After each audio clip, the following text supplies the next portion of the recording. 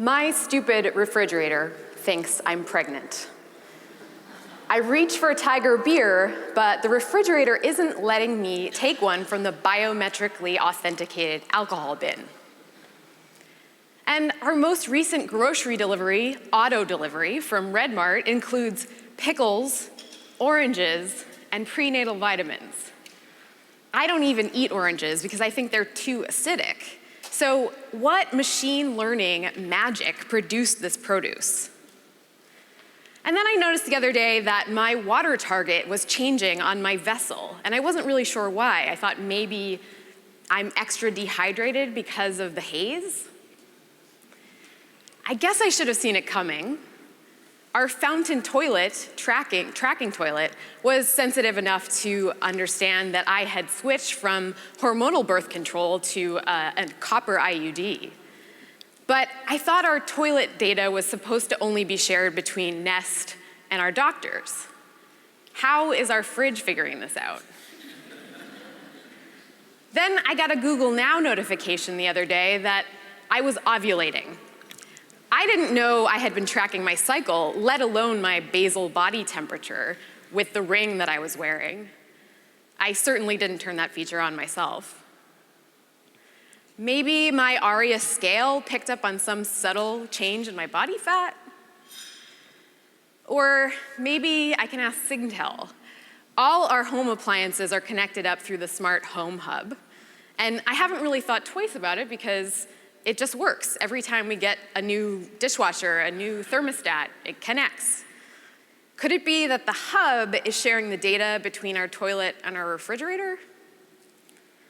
So I go and check out what's in the smart home interface.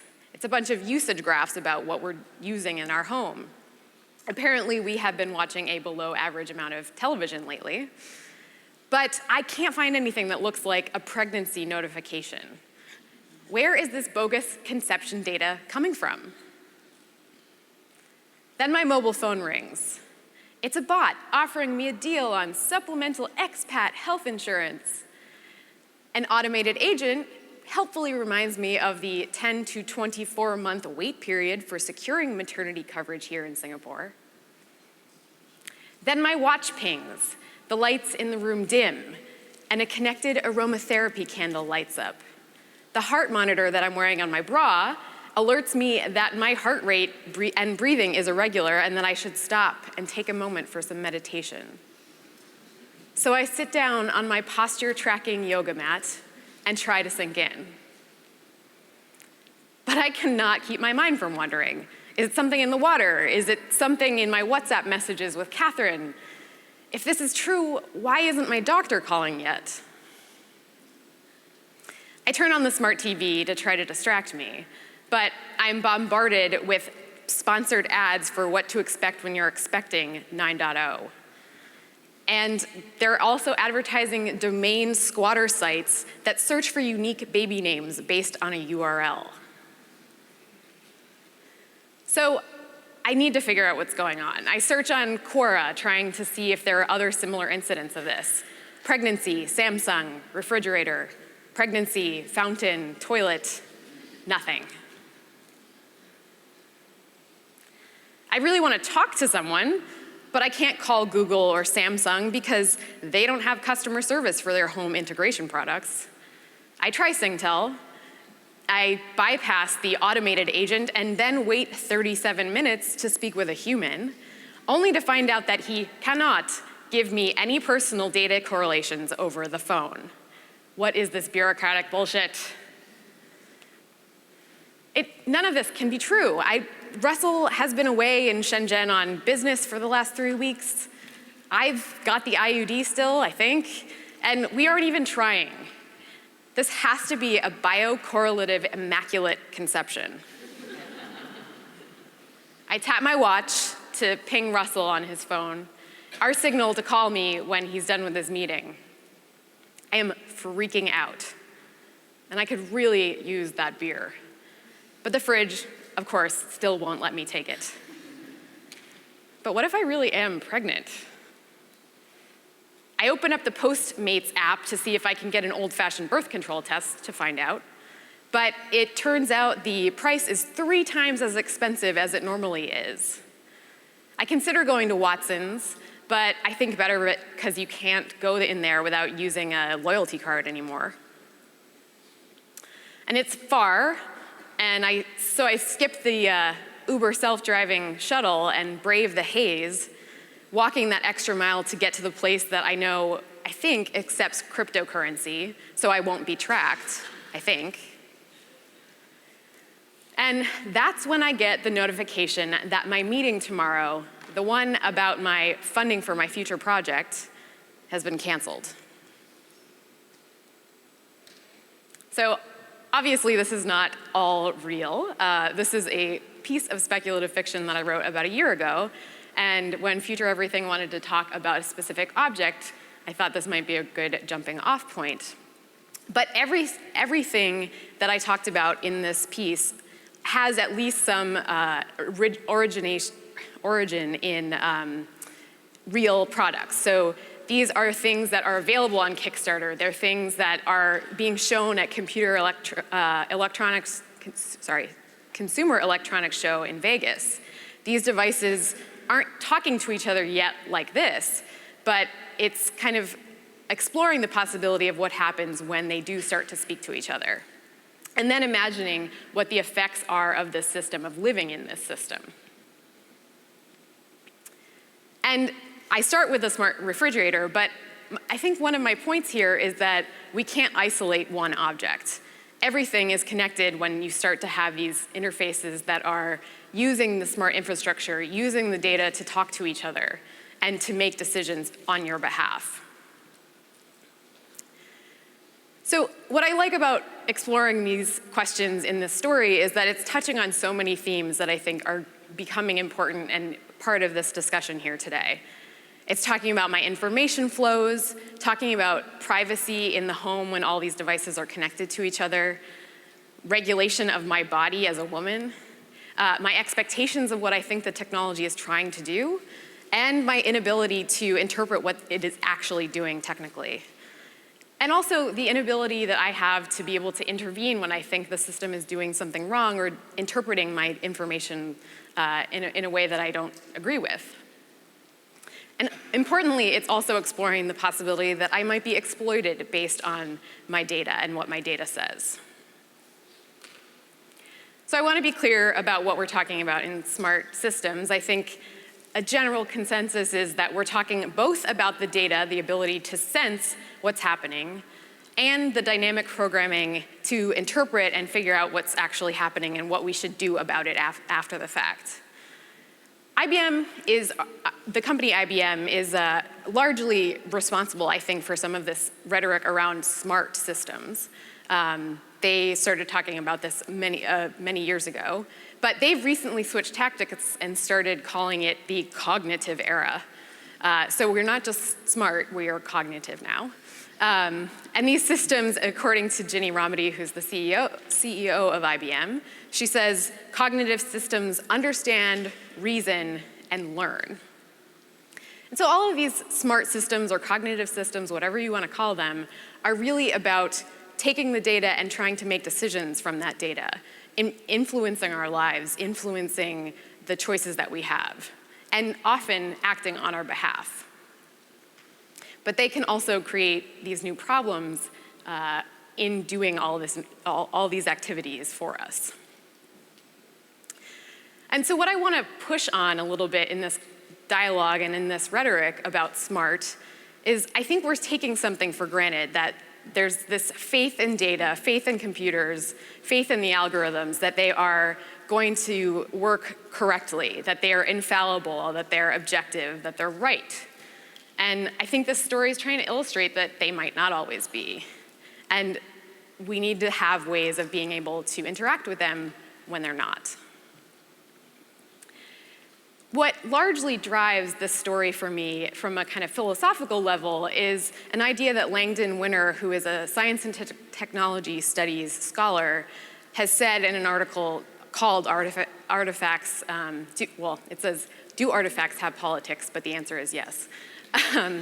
He says, so in this context, artifacts are objects, are the things that we're living with. And what he means by politics is really the sense of power or the governance of these objects, and the idea that these objects have belief systems or principles embedded in them. And I think we've already started to talk about that today, which I'm excited about. So Langdon Winter says, the machines, structures, and systems of modern material culture can be accurately judged not only for their contributions of efficiency and productivity, not merely for their positive and negative environmental side effects, but also for the ways in which they can embody specific forms of power and authority. So I think when we start to consider what smart living is about and how it affects our lives, often the question is about what kind of power structures and what kind of governance is involved in the technologies that we're going to be living with. I'm not the first one to play around with fiction as a way of describing a near future or as a way of kind of getting at some philosophical question. I'm referencing also Nausea, which is Jean-Paul Sartre's existential piece, mid-century, early 1900s, about exploring the sense of existential crisis when the objects around him, the inanimate objects around him, are just indifferent to man's suffering and man's meaning. He writes, objects should not touch because they are not alive. You use them, put them back in place, live among them. They are useful, nothing more. But they touch me. It is unbearable. I'm afraid of being in contact with them as though they were living beasts. Now, he's writing this in 1930-something. This is long before we start talking about objects that have agency, that act upon us, that are designed to respond to us and act on our behalf. So what happens when these objects actually start to care about us?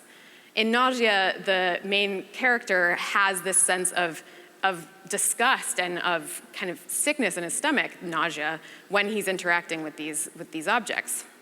So what is that feeling now when we're talking about technologies that are supposed to interact? And I think that feeling is largely anxiety.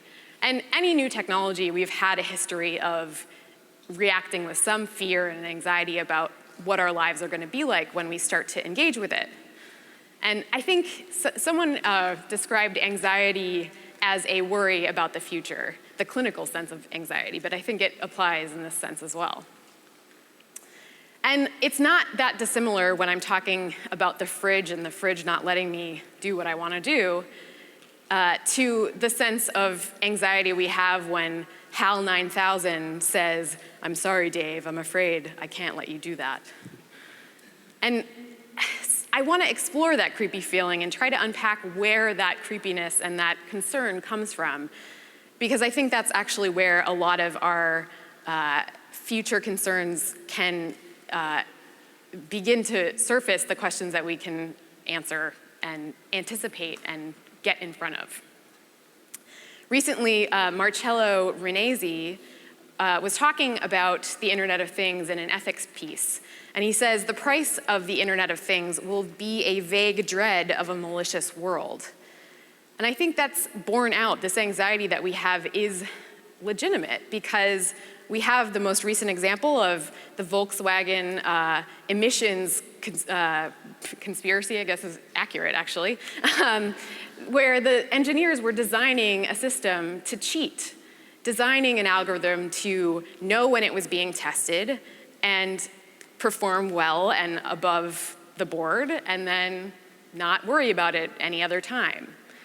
And so that system relies on algorithms, relies on data, but it is designed to be maliciously cheating.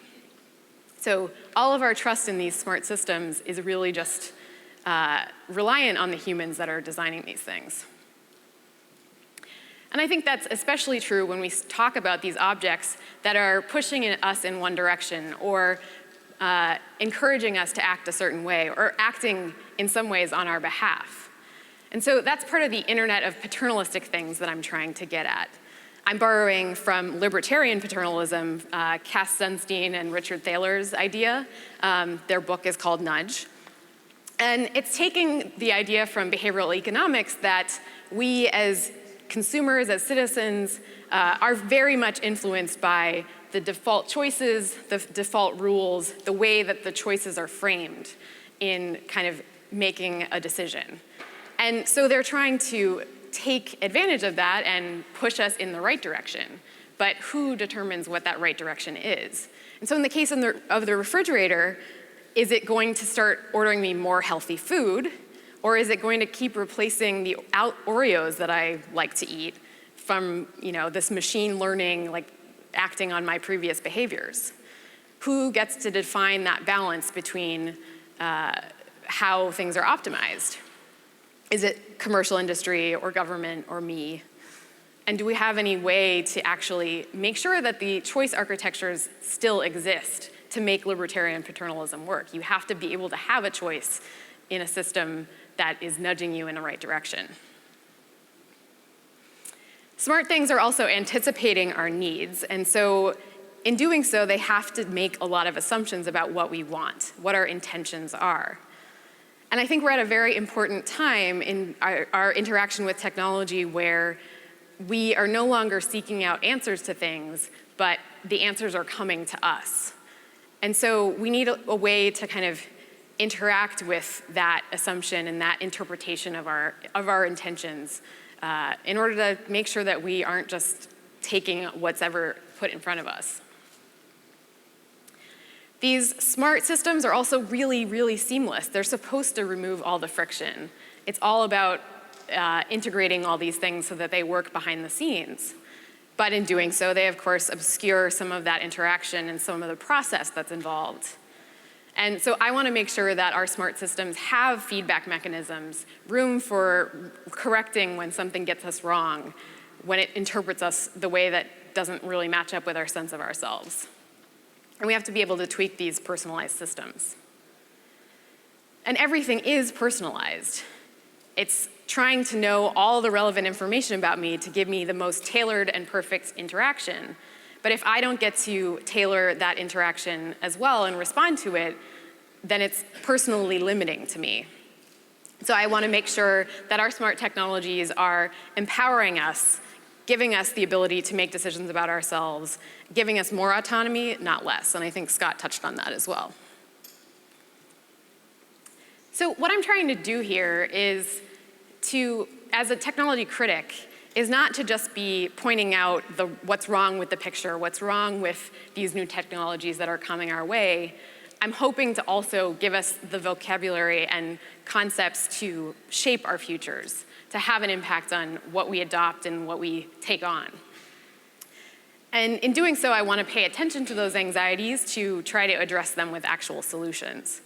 When we're talking about smart living, I'm thinking a lot about how we're living critically and thinking critically about living, and specifically to our relationship to technologies and the companies and governments that are behind them. So I think the core question behind all this is, how do we make sure that our smart technologies are actually working on our behalf? I think there's a couple ways we can do that. Smart optimization is one. So we're talking about smart nations, and there are certain priorities as to where we put that smart technology into play. Aging populations, workforce concerns, city density. I hear a lot floating around here in Singapore, but how were those priorities decided?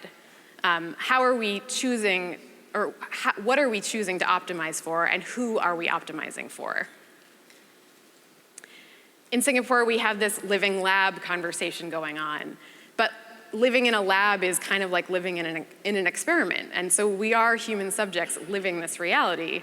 So how do we make sure that there's humane treatment of the experimental subjects involved? I think that means we have to put audit systems in place for keeping checks on the designers, the technologists, the governments, and making sure that we're acting on our behalf. In the Responsive City by Susan Crawford and Stephen Goldsmith, they're talking a lot about this governmental transition for smart nations and smart cities. And there's a move from having a rule-based approach to understanding management and compliance, and towards an orientation for smart technologies to allow the ability to problem solve. And what they're really talking about is allowing governments and government employees and citizens alike to be able to respond to things. In Singapore, it's a pretty rule-based society here in some ways. And I want to make sure that the smart technology that we're applying doesn't just reiterate another layer of programmatic bureaucracy, but actually allows people to be responsive. So I want to end on the idea that we're making smart technology on our terms. And I think the promise of smart data and smart cities is that we have the ability to tell our own stories. We can use the technology that we're building, the infrastructure, the APIs, the sensors, to actually reinsert our story into this process. And that means being a smart citizen living in a smart nation. We have to actually actively be involved in creating the smart world we want to live in.